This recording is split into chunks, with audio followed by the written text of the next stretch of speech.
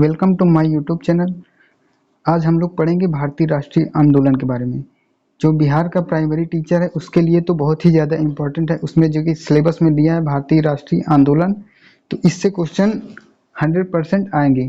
तो इसको हम लोग देखते हैं, इसको पूरा कवर करेंगे इस चैप्टर को। तो आइए देखते हैं भारतीय राष्ट्रीय कांग्रेस के बारे में। इसके अंतर्गत तो इंडियन नेशनल कांग्रेस, तो भारतीय राष्ट्रीय कांग्रेस की स्थापना किसने की थी? A.O. ह्यूम अंग्रेज ने इसकी स्थापना किया था। भारतीय नेताओं के सहयोग से 28 दिसंबर 1885 को कब किया था? 28 दिसंबर 1885 में। कहाँ किया था?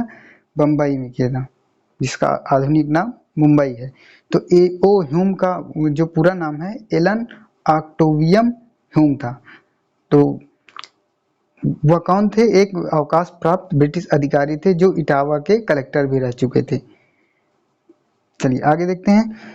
कांग्रेस का प्रथम अधिवेशन कहाँ हुआ? दिसंबर 1885 में हुआ। और कहाँ हुआ? बम्बई में हुआ था। इस प्रथम सम्मेलन की अध्यक्षता किसने किया था? व्योमकेश चंद्र बनर्जी ने की थी। ये बहुत इंपॉर्टेंट है कि इसकी प्रथम अध्यक्षता किसने किया था? व्योमकेश चंद्र बनर्जी ने। कहाँ किया था? कहाँ इसका अधिवेशन हुआ था? पहला बम्बई में। कब हुआ था? 1885 में, दिसंबर में। ये देखिए, जितने भी कांग्रेस के अधिवेशन हुए हैं वो ज्यादातर दिसंबर में ही हुए हैं। जब कोई विशेष अधिवेशन हुआ हो तभी जाके वो किसी अन्य महीने में हुआ है, नहीं तो कांग्रेस के जो भी अधिवेशन हुए हैं वो दिसंबर महीने में ही हुए हैं। तो चलिए आगे हम लोग देखते हैं। इस सम्मेलन में लगभग कितने 72 प्रतिनिधियों ने भाग लिया। कितने? तो इसको याद रखिएगा। पहले सम्मेलन पूना में होना था, लेकिन वहाँ प्लेग फैलने के कारण इसे बम्बई में आयोजित हुआ। ये जो कांग्रेस का दूसरा अधिवेशन है कब हुआ?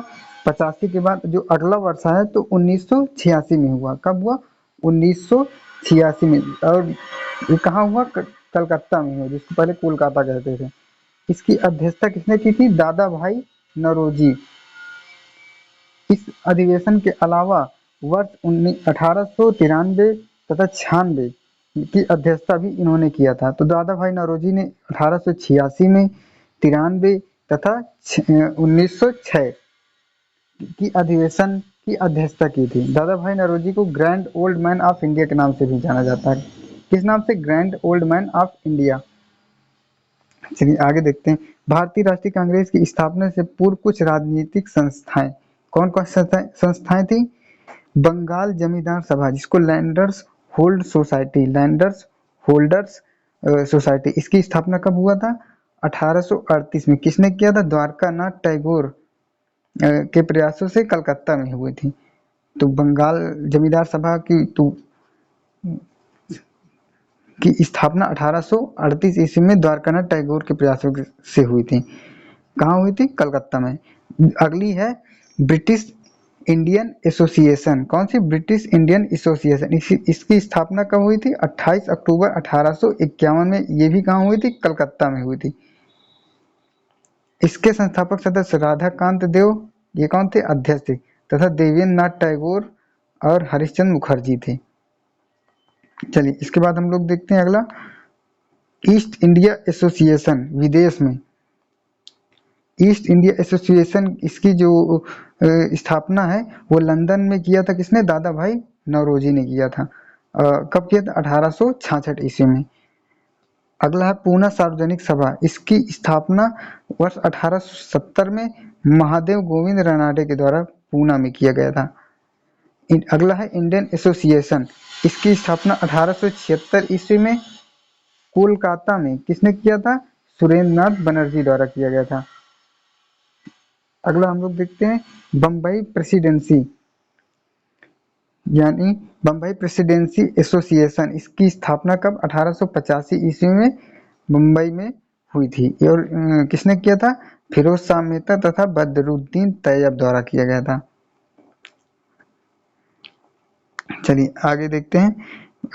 देखिए बदरुद्दीन तैयब जो थे ये कांग्रेस के पहले मुस्लिम अध्यक्ष थे। ये कब बने थे? 1897 ईस्वी में। भारतीय राष्ट्रीय कांग्रेस के प्रथम मुस्लिम अध्यक्ष सैयद बदरुद्दीन तैयब थे। भारतीय राष्ट्रीय कांग्रेस के प्रथम अंग्रेज अध्यक्ष, अगर प्रथम अंग्रेज अध्यक्ष की बात करें तो जॉर्ज यूले थे। इन्होंने 1888 ईस्वी में इलाहाबाद के अधिवेशन की अध्यक्षता की। देखिए, ये अगला पॉइंट बहुत ही ज्यादा इंपॉर्टेंट है कि स्वराज शब्द का सबसे पहली बार प्रयोग किसने किया? दादा भाई नौरोजी ने किया। और कब किया गया था? 1906 के कलकत्ता अधिवेशन में। अब फिर अगला पॉइंट देखते हैं, 1907 के सूरत अधिवेशन में कांग्रेस का विभाजन हुआ था। कांग्रेस का विभाजन कब हुआ था? 1907 के सूरत अधिवेशन में। इसकी अध्यक्षता रास बिहारी बोस ने की थी। देखिए, जितने पॉइंट है बहुत ही इंपॉर्टेंट है, इसमें बिल्कुल छांट छांट के बिल्कुल क्रीम क्रीम चीजें दी गई हैं, तो इसमें आप भी एक भी पॉइंट को मिस नहीं कर सकते। ऐसा नहीं कर सकते कि ये इंपॉर्टेंट नहीं है, तो पूरा आप इसको ध्यान से पढ़ें। आप चाहे तो इसको बार बार वीडियो देखें या कहीं लिख लें। ये आपके लिए हर एग्जाम के लिए, ना कि बीपीएससी प्राइमरी टीचर के लिए, बल्कि हर एग्जाम के लिए बहुत ही ज्यादा इंपॉर्टेंट है। चलिए आगे हम लोग देखते हैं। वर्ष 1916 के लखनऊ अधिवेशन की अध्यक्षता एसी मजूमदार द्वारा की गई थी। भारतीय राष्ट्रीय कांग्रेस का प्रथम महिला अध्यक्ष कौन सी थी? एनी बेसेंट थी। भारतीय राष्ट्रीय कांग्रेस की प्रथम महिला कहें या अध्यक्ष, या विदेशी महिला अध्यक्ष कहें, तो एनी बेसेंट बनी थी। एनी बेसेंट वर्ष 1917 के कलकत्ता अधिवेशन की अध्यक्षता की थी इन्होंने। महात्मा गांधी द्वारा भारतीय राष्ट्रीय कांग्रेस का एकमात्र बेलगांव अधिवेशन की अध्यक्षता 1924 में की गई थी। महात्मा गांधी ने सिर्फ एक ही कांग्रेस की अध्यक्षता किया था, वो 1924 में किया था, बेलगांव में।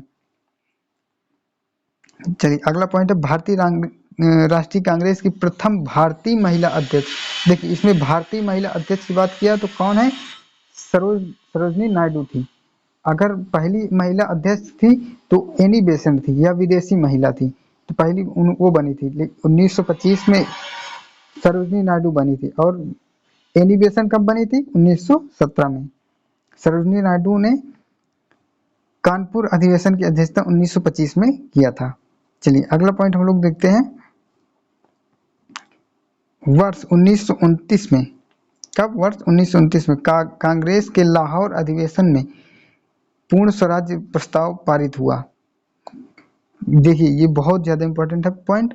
1929 में कांग्रेस के लाहौर के अधिवेशन में पूर्ण स्वराज का प्रस्ताव पारित हुआ।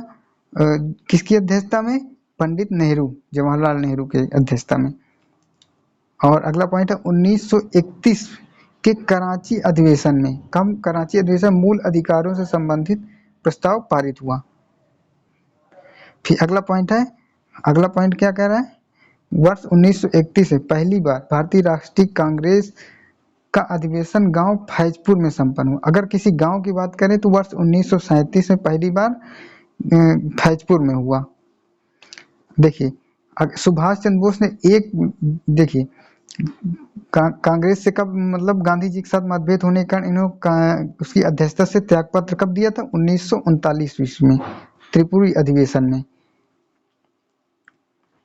वर्ष 1939 के त्रिपुरी अधिवेशन में सुभाष चंद्र बोस ने गांधी जी के साथ मतभेद के कारण अध्यक्षता से त्यागपत्र दिया था। चलिए आगे हम लोग देखते हैं। वर्ष 1941 से 45 तक द्वितीय विश्व युद्ध के कारण कांग्रेस का कोई भी अधिवेशन नहीं हुआ था। तो आपको पता है कि द्वितीय जो विश्व युद्ध हुआ था 1939 से 45 तक हुआ था। और लेकिन भारतीय राष्ट्रीय कांग्रेस का अधिवेशन कब से कब नहीं हुआ? 1941 के 45 के बीच में कोई भी अधिवेशन नहीं हुआ था, जिसका मेन कारण था सेकेंड वर्ल्ड वॉर हो रहा था उस समय। देखिए, 1946-47 में कांग्रेस का मेरठ अधिवेशन जेबी कृपलानी की अध्यक्षता में हुआ। चलिए आगे हम लोग देखते हैं। देखिए, अब ये अगला टॉपिक है बंगाल का विभाजन, जिसके बाद स्वदेशी आंदोलन 1905 में हुआ। तो इसके बारे में हम लोग पढ़ते हैं। बंगाल के विभाजन की सर्वप्रथम आधिकारिक घोषणा कब हुई? 4 जुलाई 1905। देखिए, घोषणा, ये पॉइंट याद रखिए, घोषणा हुई थी आपकी 4 जुलाई 1905 को, जबकि 16 अक्टूबर 1905 को यह लागू हुआ। 4 जुलाई को घोषणा हुई और 16 अक्टूबर 1905 को बंगाल के विभाजन की घोषणा मतलब ये लागू हो गया। उस दौरान बंगाल भारतीय राष्ट्रवाद का प्रमुख केंद्र था। बंगाल का विभाजन लॉर्ड कर्जन के काल में हुआ। देखिए किसके काल में? Lord Curzon. इसका नाम आप लोग ध्यान रखिए, लॉर्ड कर्जन।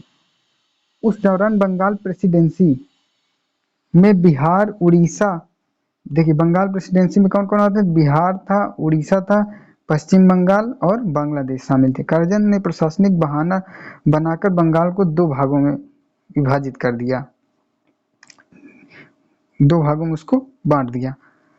बंगाल का विभाजन होने के दिन को किस रूप में मनाया जाता है? शोक दिवस के रूप में। बंगाल विभाजन विरोधी आंदोलन के रूप में ही स्वदेशी तथा बहिष्कार आंदोलनों की उत्पत्ति हुई, जहां विदेशी कपड़ों की होली जलाई गई, मतलब विदेशी चीजों का कपड़ों का बहिष्कार किया गया, विदेशी चीजों का। बंगाल विरोधी आंदोलन के नेतृत्व में लोकमान्य तिलक, बाल विपिन चंद्र पाल और अरविंद घोष द्वारा किया गया था। लाल बाल, आपको पता होगा लाल बाल पाल जो है गरम दल के नेता थे। तो ये तीनों ने बंगाल विरोधी आंदोलन का नेतृत्व किया था। देखिए अगला पॉइंट है, विदेश में सैन फ्रांसिस्को संयुक्त, कहाँ है? यूएसए में है, संयुक्त राज्य अमेरिका में। क्रांतिकारी लाला हरदयाल ने किसकी स्थापना की? गदर पार्टी की। कब की? 1913 ईस्वी में गदर पार्टी की स्थापना लाला हरदयाल ने की थी। विदेश में कहाँ की थी? सैन फ्रांसिस्को, जो कि यूएसए में, संयुक्त राज्य अमेरिका में स्थित है। चलिए आगे देखते हैं, कांग्रेस लीग या समझौता 1916 में। देखिए आपको पता है कि 1907 में कांग्रेस में विभाजन हुआ था। कब? 1907 में सूरत अधिवेशन में हुआ था। लेकिन इनमें जब समझौता कब हुआ? 1916 में। चलिए इसके बारे में हम लोग पढ़ते हैं। इस समझौते को लखनऊ समझौते के नाम से भी जाना जाता है, क्योंकि यह समझौता 1916 में लखनऊ में भारतीय राष्ट्रीय कांग्रेस तथा भारतीय राष्ट्रीय मुस्लिम लीग के बीच हुआ था। 1916 के लखनऊ अधिवेशन की 2 प्रमुख ऐतिहासिक घटनाएं हुई। 1907 में कांग्रेस का जो 2 गुटों में विभाजन हुआ था। देखिए विभाजन कब हुआ था? 1907 में, वह फिर से एक हुआ 1916 में। लखनऊ अधिवेशन 1916 की दूसरी सबसे उपलब्धि थी। पुराने मतभेद भुलाकर राष्ट्रीय कांग्रेस, मतलब कांग्रेस और मुस्लिम लीग में मिलकर ब्रिटिश सरकार के समक्ष अपनी राजनीतिक मांगे रखती, एक होकर राजनीतिक मांगे रखी। देखिए अब आगे बढ़ते हैं, महात्मा गांधी और भारतीय राष्ट्रीय आंदोलन। अब महात्मा गांधी के बारे में पढ़ते हैं। तो आपको पता है महात्मा गांधी भारत में 1915 में लौटे थे। उसके पहले वो अफ्रीका में थे, किसी अब्दुल्ला नाम के व्यक्ति का केस लड़ रहे थे अफ्रीका में, तो वो इसलिए वहाँ थे। जब देखिए इसके बारे में पढ़ते हैं। महात्मा गांधी 9 जनवरी 1915 को भारत के स्वतंत्रता संग्राम का नेतृत्व करने के लिए विदेश में दक्षिण अफ्रीका से, कहाँ से? दक्षिण अफ्रीका से भारत लौटे थे। देखिए 9 जनवरी 1915 को भारत लौटे, तो इस दिन को 9 जनवरी को प्रवासी दिवस भी मनाया जाता है। तो 9 जनवरी को प्रवासी दिवस मनाया जाता है। चलिए इसके बाद देखिए 9 जनवरी को 2003 से, कब से? 2003 से प्रतिवर्ष प्रवासी दिवस के रूप में मनाया जाता है। महात्मा गांधी के नेतृत्व में भारत में चलाया गया पहला सत्याग्रह कौन सा था? चंपारण सत्याग्रह था, जिसमें 1917 ईस्वी में चंपारण जिले के किसानों ने नील बागान के मालिकों के खिलाफ संघर्ष किया था। देखिए वहाँ 3 कटिया पद्धति चालू हुई थी। किसान उनसे मतलब किसानों ने मतलब उनको खेती करने में, नील की खेती करना अनिवार्य कर दिया था। मतलब 3/20 भाग, ये भी एग्जाम पूछा गया बीपीएससी के कि कितने भाग में मतलब खेती कराई जाती? 3/20 भाग में। देखिए चंपारण कहाँ है? बिहार में है। इन्होंने गांधी जी का पहला सत्याग्रह आंदोलन बिहार में हुआ था, और इसके लिए एक राजकुमार नाम के व्यक्ति ने इनको बुलाया था वहाँ। महात्मा गांधी ने अहमदाबाद के निकट साबरमती आश्रम की स्थापना कब की थी? 1917 ईस्वी में। गांधी जी ने वर्ष 1919 में यंग इंडिया तथा नवजीवन और 1933 ईस्वी में हरिजन का प्रकाशन प्रारंभ किया। देखिए, यंग इंडिया, नवजीवन और हरिजन। यंग इंडिया और नवजीवन 1919 में, 1933 में हरिजन का प्रकाशन किया था इन्होंने। चलिए आगे देखते हैं। 24 नवंबर 1919 गांधी जी खिलाफत सम्मेलन के अध्यक्ष चुने गए। 24 जनवरी 1919 में। आगे देखते हैं। गांधी जी ने चौरी चौरा कांड गोरखपुर में अपना असहयोग आंदोलन स्थगित कर दिया था। जो चौरी चौरा कांड हुआ था उसके बाद गांधी जी ने अपना जो असहयोग आंदोलन था उसको बंद कर दिया था। कब किया था? 1922 ईस्वी में। महात्मा गांधी को महात्मा की उपाधि किसने दिया था? रविन्द्रनाथ टैगोर द्वारा दी गई थी। और उन्हें राष्ट्रपिता सर्वप्रथम किसने कहा था? सुभाष चंद्र बोस ने। और आपको पता होगा बापू किसने कहा था? बापू कहा था आपके जवाहरलाल नेहरू ने। चलिए, सविनय अवज्ञा आंदोलन की शुरुआत महात्मा गांधी द्वारा वर्ष 1930 में की गई। सविनय अवज्ञा आंदोलन कब शुरू हुआ? 1930 में। इसके तहत गांधी जी ने कानून तोड़ने के लिए अपने 78 अनुयायियों के साथ एक ऐतिहासिक दांडी यात्रा मतलब दांडी मार्च 12 मार्च 1930 को साबरमती आश्रम से दांडी तक इन्होंने किया था। 6 अप्रैल 1930 को गांधी जी अपने अनुयायियों के साथ दांडी पहुंचे, जहां उन्होंने नमक बनाकर उसका कानून तोड़ा था। इसी के बाद क्या हुआ था? गांधी इरविन समझौता। देखिए आगे देखते हैं। महात्मा गांधी ने भारतीय राष्ट्रीय कांग्रेस की केवल एकमात्र बेलगांव अधिवेशन 1924 में अध्यक्षता की थी। तो गांधी जी ने एकमात्र बेलगांव का अधिवेशन था 1924 में अध्यक्षता की थी। 5 मार्च 1931 को गांधी और इरविन के मध्य समझौता हुआ था, जिसके तहत सविनय अवज्ञा आंदोलन वापस ले लिया गया था, समाप्त कर दिया गया था। चलिए आगे देखते हैं। गांधी जी ने एकमात्र गोलमेज सम्मेलन में भाग लिया था। कौन से? दूसरे वाले में। गांधी जी पहला आपको पता है 1930 में हुआ था, दूसरा 1931 में, तीसरा 1932 में। और तीनों गोलमेज सम्मेलन में भाग लेने वाले व्यक्ति कौन थे? एक तो अंबेडकर थे और दूसरे तेज बहादुर सप्रू थे। तो गांधी जी ने एकमात्र द्वितीय गोलमेज सम्मेलन में भाग लिया। इस सम्मेलन में भाग लेने के लिए गांधी जी ने 27 अगस्त 1930 को बम्बई से इंग्लैंड यानी लंदन गए थे। गांधी जी को द्वितीय गोलमेज सम्मेलन में 1931 ईस्वी में खाली हाथ लौटना पड़ा, क्योंकि उन्होंने मुस्लिम और दलितों के लिए पृथक निर्वाचन मंडल की बात मानने से इनकार कर दिया था।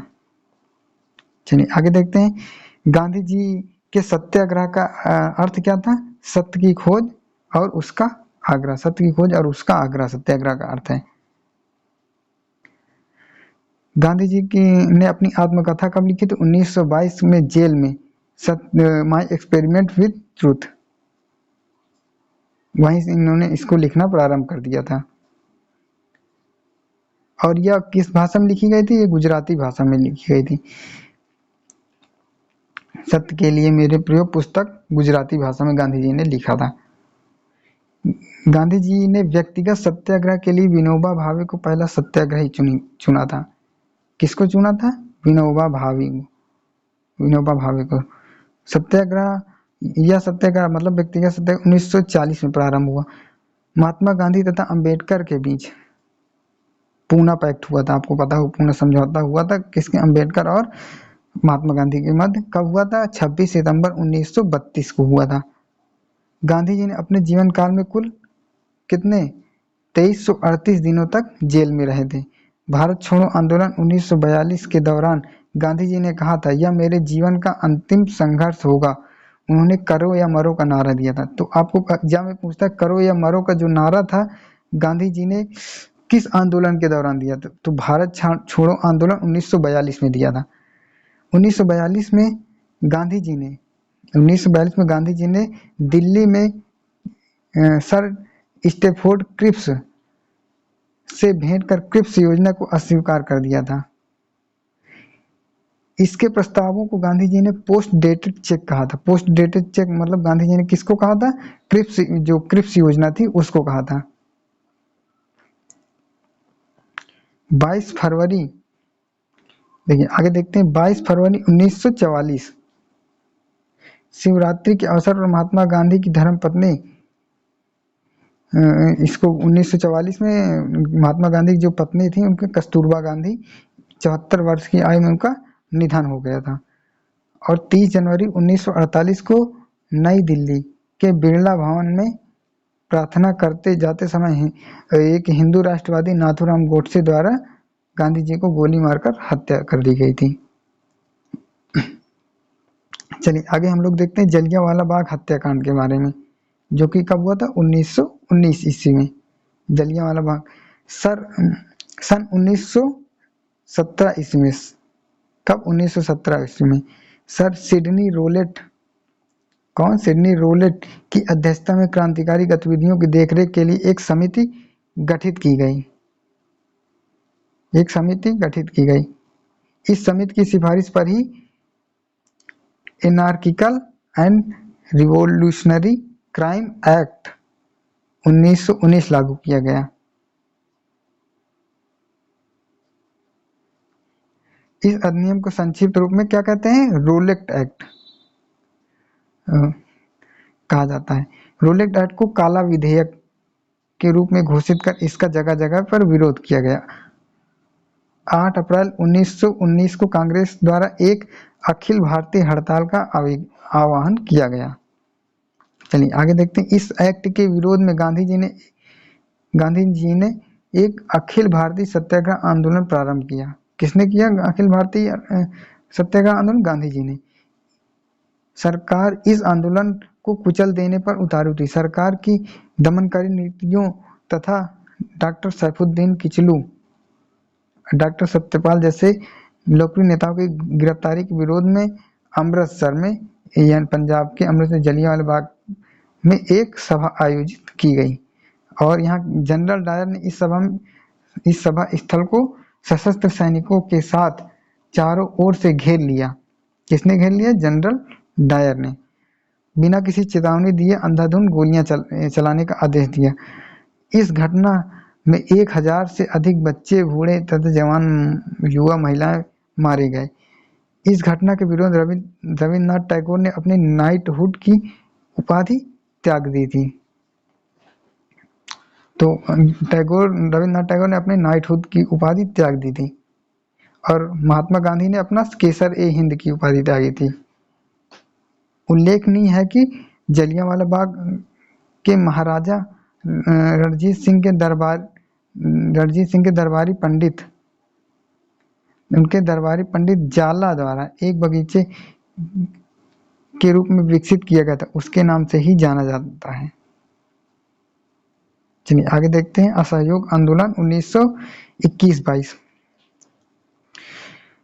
सितंबर 1920 ईस्वी में कांग्रेस द्वारा एक विशेष अधिवेशन हुआ 1920 में, जिसमें अंग्रेजों द्वारा मांगों की पूर्ति नहीं किए जाने पर असहयोग आंदोलन प्रारंभ करने का प्रस्ताव पारित किया गया।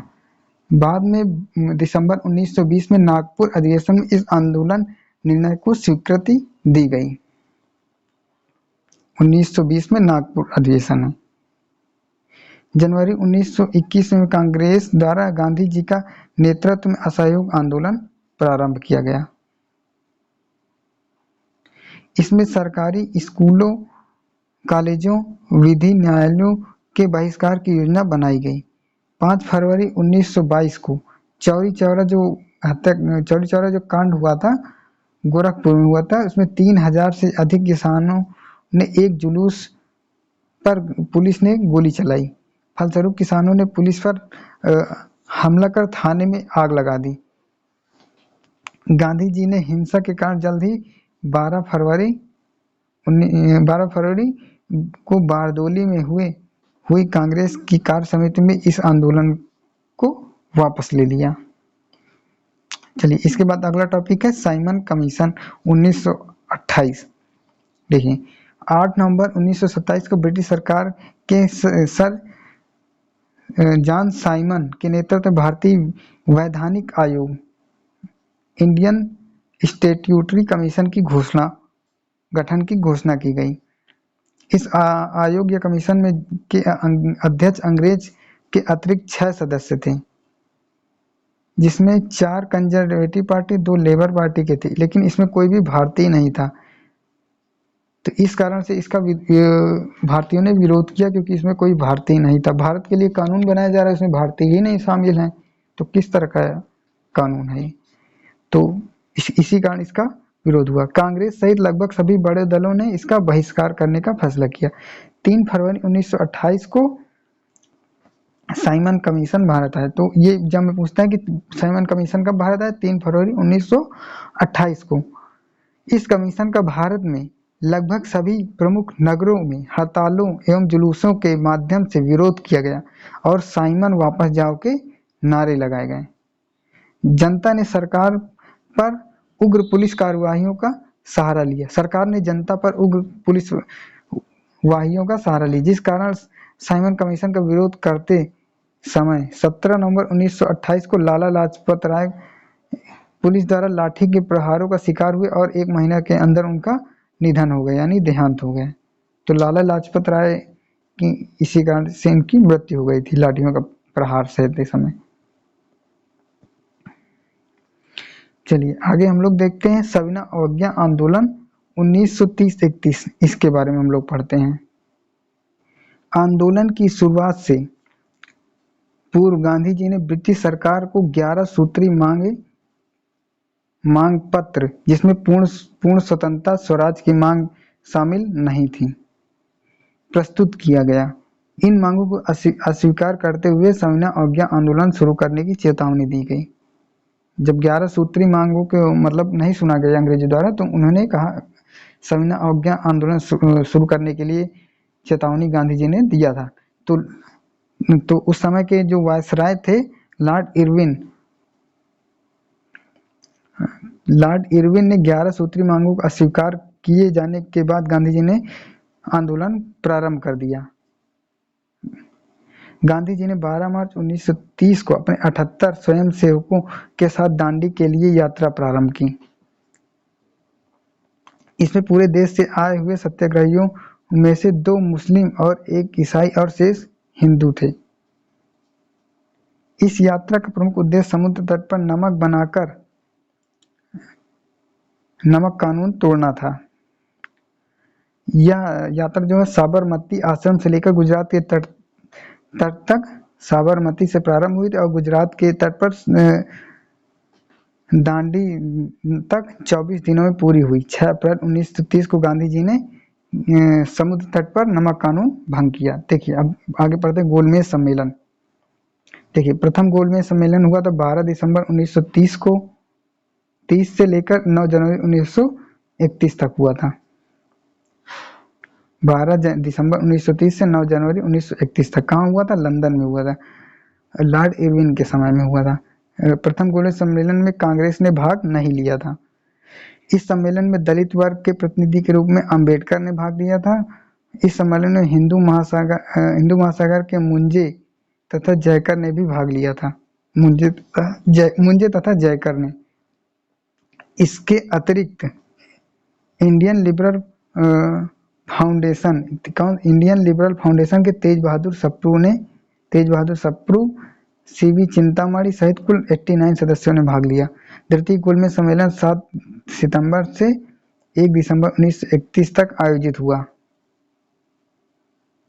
किसके समय हुआ था? लॉर्ड विलिंगटन के कार्यकाल में। द्वितीय गोलमेज सम्मेलन में कांग्रेस के एकमात्र प्रतिनिधि के रूप में गांधी जी ने अन्य दलों के साथ कुल 107 प्रतिनिधियों के साथ भाग लिया था।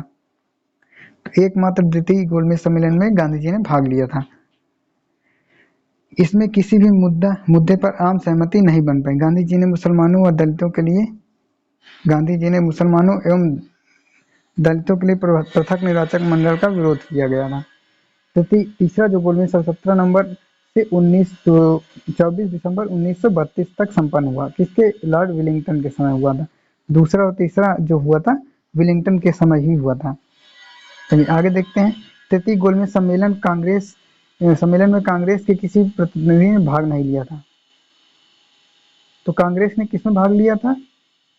केवल दूसरे वाले में, और गांधी जी ने भाग लिया था।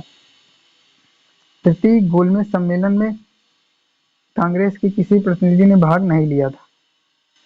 इस सम्मेलन में प्रतिनिधियों की संख्या मात्र 46 पहले के 2 अधिवेशनों से काफी कम रही थी। चलिए आगे हम लोग देखते हैं। जो गांधी इरविन समझौता हुआ था कब? 1931 में हुआ था। सर तेज बहादुर शत्रु, डॉक्टर जयकर तथा अन्य लोगों के लगातार प्रयासों के बाद सरकार तथा कांग्रेस के बीच समझौता हुआ, जिसके परिणाम स्वरूप गांधी और इरविन द्वारा एक समझौता पत्र 5 मार्च 1931 को हस्ताक्षर किए गए। इसे ही गांधी इरविन समझौता कहते हैं। चलिए ये सब देखते रहिए, क्योंकि ये सब बहुत इंपॉर्टेंट है। एक ही वीडियो में हम इसका भारतीय राष्ट्रीय आंदोलन का पूरा कवर कराएंगे। बस थोड़ी देर और आप लोग बने रहिएगा। ये बहुत ही ज़्यादा इंपॉर्टेंट है, क्योंकि आपके पेपर के लिए इससे क्वेश्चन सबसे ज़्यादा अगर किसी टॉपिक से क्वेश्चन बनेंगे तो आपके भारतीय राष्ट्रीय आंदोलन से, क्योंकि यही एक टॉपिक है जिसको सिलेबस में स्पष्ट रूप से दिया गया है। बाकी कोई भी चीज़ नहीं दिया गया। इतिहास लिख दिया है उसमें, अब प्रारंभिक गणित लिख दिया है, अजीए लिख दिया, उसमें कितना सिलेबस है, आप पढ़ते रहिए। पर्यावरण लिख दिया, अब पता नहीं कितना पर्यावरण में क्या क्या टॉपिक पढ़ने हैं। पर्यावरण में तो बहुत सारी चीजें हैं, इतिहास में तो बहुत सारी चीजें हैं, इसमें तो प्राचीन, मध्य, आधुनिक, विदेश का इतिहास, बहुत सारी चीजें हैं। तो कितना पढ़ेंगे आप? सबका बेसिक आप तैयार कर लीजिए, क्योंकि 5 तक में बहुत टफ नहीं जाएगा, और बेसिक ही क्लियर करिए आप लोग। ऊपरी ज़्यादा डीप में जाने की कोशिश न करिए, वरना आप सब कुछ खो बैठेंगे। साइंस के लिए आप लोग कक्षा 10 तक 9-10 की आप साइंस पढ़ लीजिएगा। अब मैथ के लिए भी आप 9-10 के लिए हल्का हल्का देख लीजिएगा, और रीजनिंग तो पढ़ लीजिएगा थोड़ा बहुत। और बिहार स्पेशल उसका करंट अफेयर्स देख लीजिएगा। पिछले बीपीएससी के लास्ट के 3 महीने का जरूर देखिएगा। कोशिश कीजिएगा 1 साल देख लीजिए, या 6 महीने की। 6 महीने की तो बिल्कुल आप लोग कर ही लीजिएगा। चलिए हम लोग देखते हैं, इसको आगे देखते हैं। देखिए, जो गांधी इरविन समझौता था उसके तहत सरकार को निम्न शर्तें मानने को राजी हुई। समुद्र तटों से कुछ दूरी पर रहने वाले लोगों को मुक्त नमक इकट्ठा करने तथा बनाने की अनुमति दी गई। सत्याग्रहियों की जब्त संपत्ति उन्हें वापस करना, सभी अध्यादेशों की वापसी, शराब तथा विदेशी कपड़ों की दुकानों पर शांतिपूर्वक धरना देने की अनुमति देना। देखिए अगला है पूना समझौता 1932 में। ये अंबेडकर के मध्य हुआ था, गांधी जी और अंबेडकर के मध्य। ब्रिटिश प्रधानमंत्री रैमजे मैकडोनाल्ड ने 16 अगस्त 1932 को पृथक प्रतिनिधित्व प्रदान करने वाली सांप्रदायिक पंचाट कम्युनल अवार्ड की घोषणा की थी। पृथक प्रतिनिधित्व प्रदान करने हेतु सांप्रदायिक पंचाट कम्युनल अवार्ड की घोषणा की थी। किसने की थी? रैमजे मैकडोनाल्ड ने की थी। 16 अगस्त 1932 की थी। 16 अगस्त 1932 को। सितंबर 1932 में गांधी जी और अंबेडकर के मध्य एक समझौता हुआ, जिसे पूना पैक्ट कहते हैं। पैक्ट मतलब समझौता। इसके तहत सांप्रदायिक पंचाट में दलितों के लिए प्रांतीय व्यवस्थापिका सभाएं प्रारंभ राज्यों में 71 स्थानों को सुनिश्चित किया गया, जो बढ़ाकर 148 किए गए। बाद में समझौते के तहत दलित वर्ग के लिए पृथक निर्वाचक मंडल की व्यवस्था को वापस ले लिया गया। क्रिप्स मिशन, इसके बाद हम लोग पढ़ते हैं। अगला टॉपिक है क्रिप्स मिशन। ये कब आया था? 1942 ईस्वी में। ब्रिटिश युद्ध मंत्रिमंडल के एक सदस्य सर स्टेफोर्ड क्रिप्स द्वारा इंग्लैंड के भारतीय राजनीतिक गतिरोध को दूर करने का गंभीर प्रयास किया गया। क्रिप्स योजना के 2 भाग थे। देखिए, एक भाग में स्वतंत्र उपनिवेश संविधान के गठन की प्रक्रिया थी। दूसरा भाग, देखिए, संविधान के गठन की पूरी प्रक्रिया थी। दूसरा भाग युद्ध के दौरान शीघ्र एवं अंतरिम उपायों से संबंधित था। देखिए, केवल मुस्लिम लीग द्वारा ही क्रिप्स योजना का स्वागत किया गया। मुस्लिम लोग उन्होंने स्वीकार कर लिया था, जबकि अन्य दल जैसे Hindu Mahasabha, Akali Dal, national liberal foundation ने इसका विरोध किया था। चलिए आगे हम लोग देखते हैं भारत छोड़ो आंदोलन 1942। अखिल भारतीय कांग्रेस कमेटी ने 8 अगस्त 1942 को वर्धा की बैठक में भारत छोड़ो प्रस्ताव पारित किया, जिसमें इसके उद्देश्यों की प्राप्ति हेतु अहिंसात्मक जन आंदोलन प्रारंभ करने का प्रस्ताव था। इस आंदोलन में गांधी जी ने करो या मरो का नारा दिया था। करो या मरो का जो नारा था, गांधी जी ने भारत छोड़ो आंदोलन 1942 में दिया था। गांधी जी ने इस आंदोलन को अपने जीवन का अंतिम आंदोलन कहा था। किसको? भारत छोड़ो आंदोलन को अपने जीवन का अंतिम आंदोलन कहा था। इस आंदोलन के प्रारंभ होने के अगले ही दिन 9 अगस्त को गांधी जी सहित सभी महत्वपूर्ण नेताओं को गिरफ्तार कर लिया गया था। गांधी जी को गिरफ्तार कर लिया गया था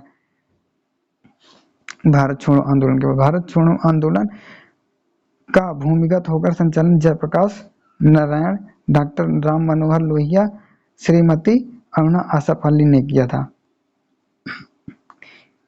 इस आंदोलन को दबाने के लिए अंग्रेज हालांकि सफल रहे, परंतु उन्होंने इस प्रकार के विकराल विद्रोह को संघर्ष की अपेक्षा समझौते से समाप्त करने का प्रयास किया। इस आंदोलन के कारण वामपंथी समूह पार्टियों का भारत में प्रभाव कमजोर हुआ। समाजवादियों तथा सुभाष चंद्र बोस के समर्थकों ने कम्युनिस्टों पर धोखेबाजी का आरोप लगाया।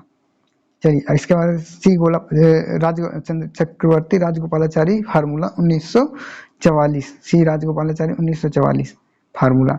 तो भारत द्वारा स्वतंत्रता की प्राप्ति हेतु कांग्रेस और मुस्लिम लीग के बीच समझौते की आवश्यकता को महसूस कर सी राजगोपालाचारी ने एक फार्मूला वर्ष 1944 में तैयार किया। इसके तहत मतलब कुछ प्रावधान थे। वो प्रावधान क्या थे, आइए हम लोग देखते हैं। संक्रमण काल में मुस्लिम लीग